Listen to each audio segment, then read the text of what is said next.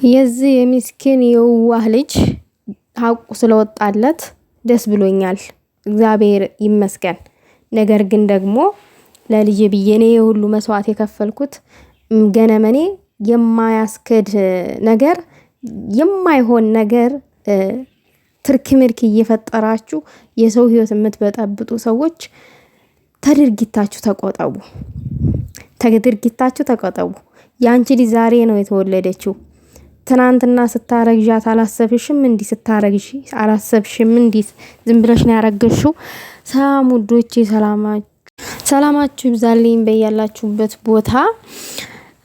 ዛሬ እንግዲህ የብሩኬ ሀቅ እውነታ ወጥቷል። የኛም ልዕልት ተጠፋችበት ብቅ ብላለች። ትናንትና ማቻችን ብቻ ነበር የመጣው። ዛሬም ቅማም እያለች ምር ድምቅ ብላ የችግሩ ዋና ፈቻ አካል ናት ቅማምዬ ማለት ነውና ደስ ብሎኛል ስላየሽ የኔ ንግስት። ደግሞ ምር ብሎብሻል ውዶቼ። እንግዲህ ላይክ ሼር አድርጉ፣ ሀሳብ አስተያየታችሁ ኮሜንት አስቀምጡ። እኔ በጣም ግራ አጋብቶኛል፣ በጣምም ደግሞ ገርሞኛል። ለምን እንደገረመኝ ታውቃላችሁ?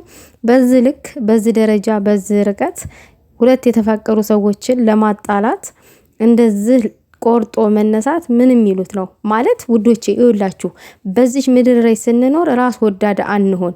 ራሳችንን ብቻ ሳይሆን ማስቀደም ያለብን እኛ ራሳችንን አስቀድመን ብናስቀድምም እንኳን ሰውን ጎድተን ባልሆነ መንገድ ጥሩ ነው ቢሆን ጥሩ ነው አይደለ?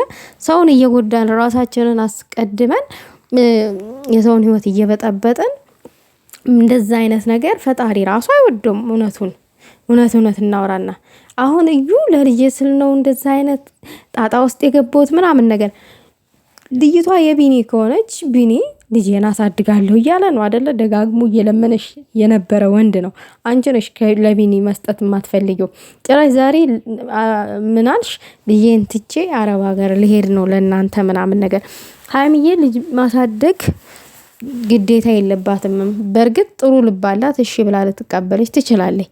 ግን ደግሞ እሷ ይሄ ሁሉ የሷን ፍቅረኛ ፈትነሽ ባልዋለበት አሰድበሽ እንደገና ደግሞ ያንቺን መልሰው የሚይዙ ከሆኑ እነዚህ ሰዎች በጣም ትሁት ልብ አላቸው፣ ደግ ልብ አላቸው። ከእግዚአብሔር እጥፍ ተደርጎ ይከፈላቸዋል። ግን ደግሞ አንቺ እንዳደረግሽው አንቺ እንደይሽበት ርቀት ከሆነ በጣም ምንም ነገር የማይገባሽ ሴት ነሽ። ለምን እኔ ለልጄም ቢሆን መስዋዕት መክፈል ያለብኝ የሰውን ስም አጥፍቻ አይደለም መስዋዕት የምከፍለው። ያ ወንድ ሳያስረግዘኝ አስረግዞኛል ብዬ ስሙን አጥፍቻ አይደለም በሚዲያ በጓደኞቹ እንደገና ደግሞ በኦዲየንስ በወዳጆቹ አስጠልቼ አሰድቤ አይደለም። አንቺ ብሩኬን ስንትና ስንት ሰው ነው ፎቶውን እየዘቀዘቁ የሰደቡት? እሱን ትተሽ የብሩኬ እናት በመቃብር ላይ ተደርገዋል። እናስታውስ ከተባለ በአንቺ ብዙ ነገር ብሩኬ ከነ ቤተሰቡ አይቷል። አንቺ ሰው አይደለሽም፣ የምር ሰው አይደለሽም። እኔ አይደለም እንባ እኔ ደም ቅልቅል ብታነቢ እኔ ደስተኛ ነኝ። በዚህ ፋሚሊ ተተቀየማችሁ ተቀየሙኝ ውዶቼ፣ መቀየም ትችላላችሁ እንዴ። እኔ እኮ የሰውን ህይወት እየበጠበጥኩ የሰውን ህይወት እያበላሹ ምናምን አይደለም የራሴን ህይወት ማስተካከል ያለብኝ። ለራሴም ልጅም ሆነ ቤተሰብ መስዋዕት መክፈል ያለብኝ የሰውን ህይወት እያበላሹ አይደለም። እንዲህ ለሰው ማሰብ አለብኝ፣ ለሰው ማዘን አለብኝ። አሁን ይሄ ምንድነው የሚያስተምረው? ምንም የሚያስተምር ነገር የለውም። መጥፎ ጎኑ ይበዛል፣ ከጥሩ ጎኑ መጥፎ ጎኑ ነው የሚበዛው ማለት ነው።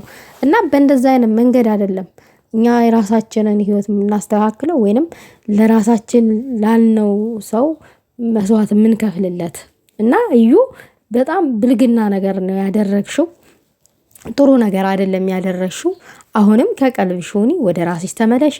አረብ ሀገርም ሄድሽ አልሄድሽም የልጅቱ አባት በህይወት እስካለ ድረስ መስጠት ትችያለሽ ለልጅ አባት እንጂ ብሩኬ እና ሀይሚ እስከዛሬ ብዙ ደስታዎች ተነጥቀዋል፣ ብዙ ሰላም አጥተዋል። እና አሁን የሚያርፉበት ሰዓት ነው፣ ሰላም የሚያገኙበት ሰዓት ነው።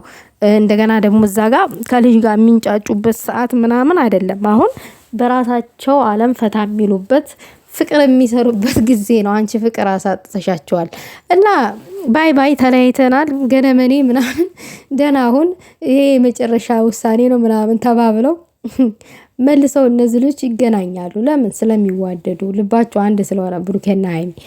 እኛስ አሽቃባጮች ያው እንዳሽቃበጥን ዳር ላይ ተንጠልጥለን እንቀላለን። ጉዶቼ።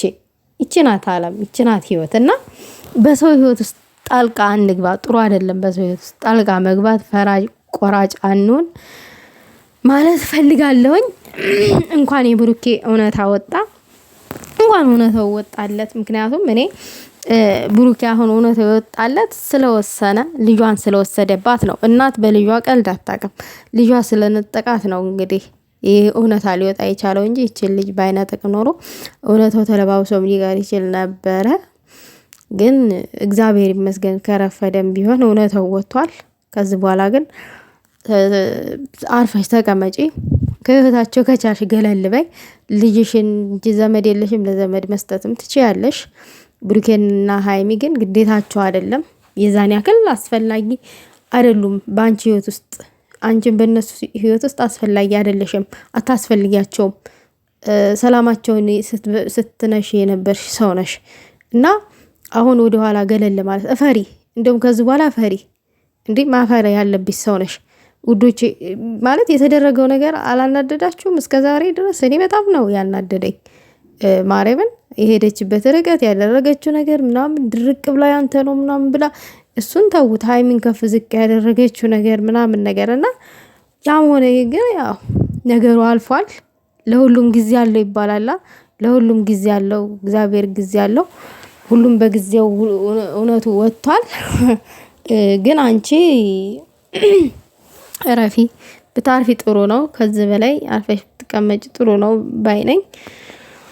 እኔ ይሄንን ነው የምለው። ቤተሰብ ያው ብናደድም በጣም ተናድጃለሁ፣ ግን ዛሬ ደስ ብሎኛል። እንደውም እውነቱም እንደሚወጣ ጠብቄ ነበረ። ዛሬ እውነቱ እንደሚወጣ በጣም ነበር የጠበቅኩት። ያው ልጇ ስለተወሰደች